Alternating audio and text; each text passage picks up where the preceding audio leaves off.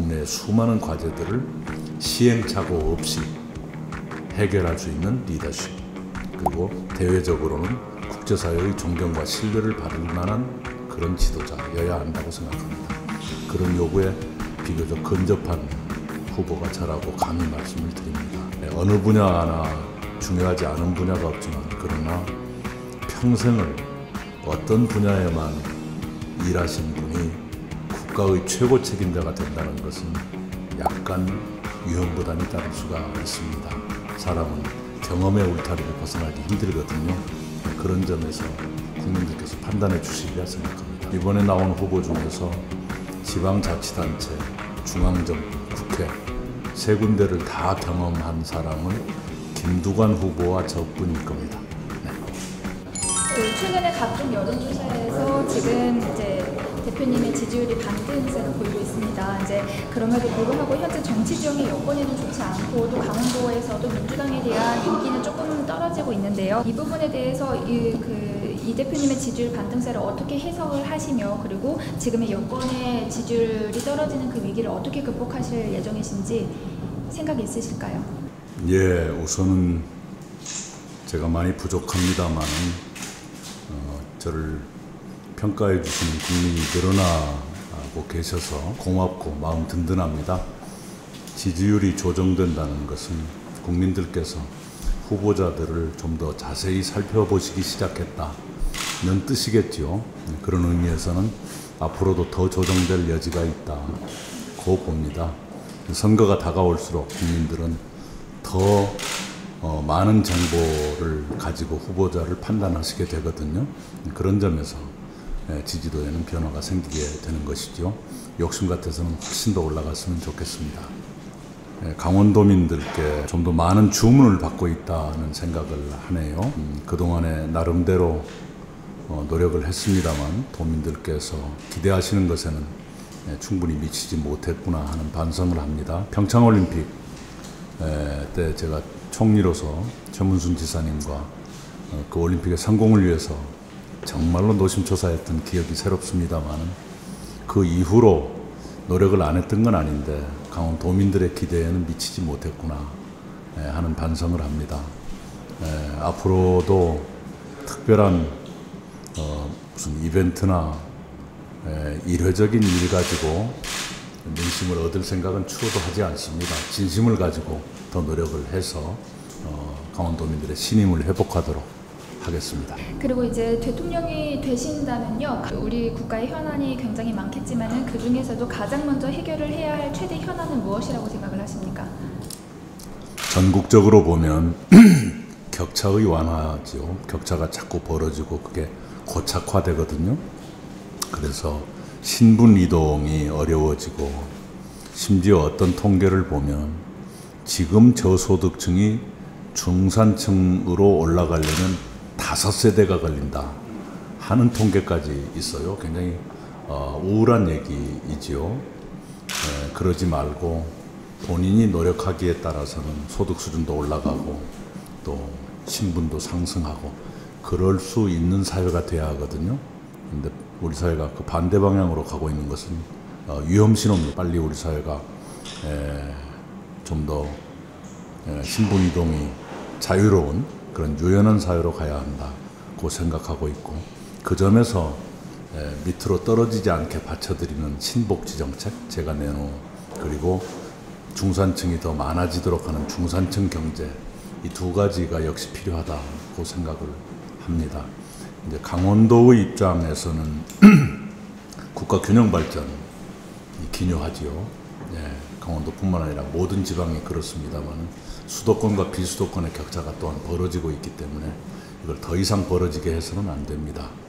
균형 발전을 헌법에 좀 더 강하게 규정하고, 그 헌법에 근거해서 균형 발전을 위해서 좀 더 대담한 행정이나 정책이나 또는 입법이 이루어질 수 있도록 하는 것이 필요하겠다, 이런 생각을 해요.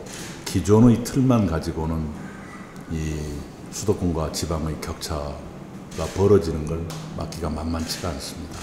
그렇게 하겠고, 최문순 지사께서 지난 10년 동안 추진해온 강원도를 위한 발전 정책들 앞으로 추진하고자 하는 것 제가 이어받겠습니다. 오늘 만나서 그 얘기를 할 텐데요. 네. 좋은 정책들이 많으니까요. 그 중에서도 그 예비 경선 토론 과정에서도 이제 최문순 지사님께서 그 공약 중에 취직 사회 책임제를 말씀을 하셨었어요. 근데 그때 당시에 토론 과정에서 대표님께서 대통령이 되면은 이제 적극적으로 반영하겠다라고 말씀하시는데 오늘 최 지사님 이렇게 만나시는 것으로 제가 알고 있는데요. 혹시 정책적인 연대를 하실 계획이 그렇게 있으세요? 해야죠. 네, 그렇게 해야죠. 그때 TV 토론에서도 최문순 지사께서 굳이 저를 지목해가지고 너 이 정책 받겠느냐 그래서 기꺼이 받겠다는 답을 드렸는데요. 오늘 주로 그 얘기를 중심으로 해서 몇 가지 정책 이렇게 함께 합시다 하는 얘기를 하겠습니다.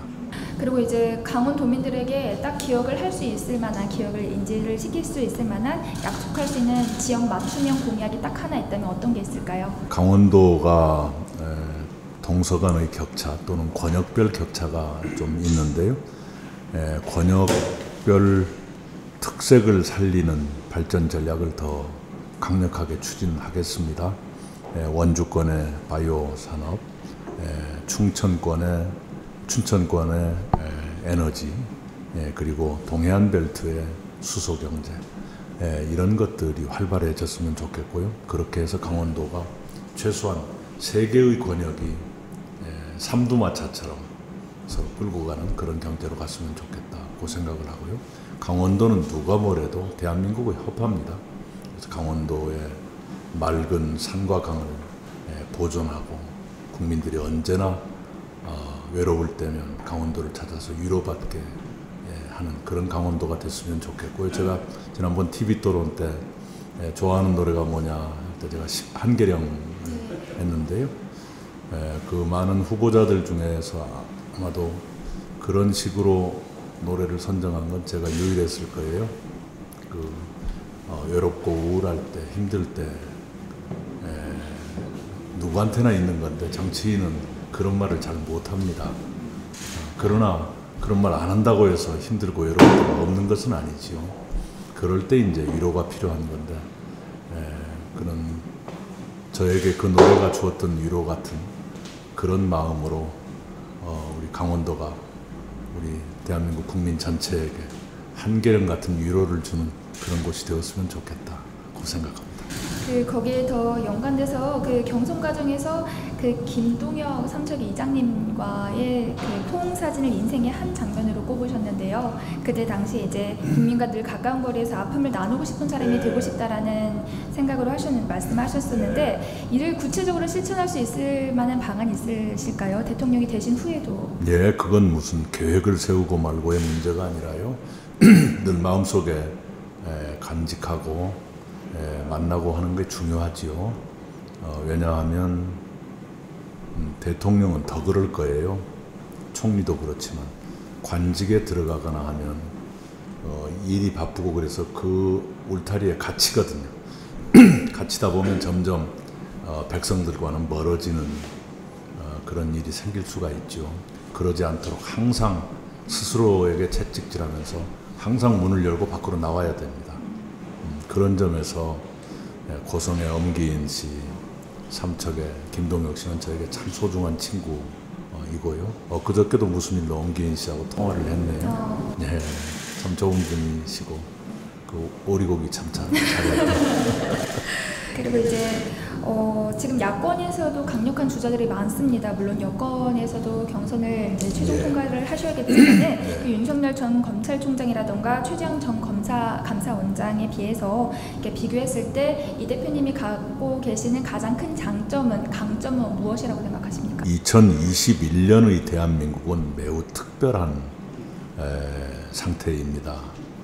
우선 국내적으로는 예전에 겪지 못했던 난제들, 어려운 과제들이 산적해 있죠. 제일 큰 것이 거의 전 분야에 걸친 격차의 확대, 말하자면 불평등의 확대, 거기에 따라서 불공정하다고 느끼는 국민들이 늘어서 사회에 대한 불만으로 표출되는 것, 그리고 중산층이 점점 줄어들면서 저소득층이 늘어나는 이런 현상들이 있습니다. 그리고 국제적으로는 대한민국의 위상이 단군 할아버지 이후에 가장 높아지고 있지 않습니까? 세계 8번째 나라가 됐으니까요. 그만큼 세계에서 대한민국을 주목하고 대한민국의 지도자에 대해서는 세계 사람들이 존경하고 싶어하고 신뢰를 보내고 싶어 할 겁니다. 바로 그런 조건에 맞는 지도자여야 합니다. 국내의 수많은 과제들을 시행착오 없이 해결할 수 있는 리더십, 그리고 대외적으로는 국제사회의 존경과 신뢰를 받을 만한 그런 지도자여야 한다고 생각합니다. 그런 요구에 비교적 근접한 후보가 저라고 감히 말씀을 드립니다. 어느 분야나 중요하지 않은 분야가 없지만 그러나 평생을 어떤 분야에만 일하신 분이 국가의 최고 책임자가 된다는 것은 약간 위험 부담이 따를 수가 있습니다. 사람은 경험의 울타리를 벗어나기 힘들거든요.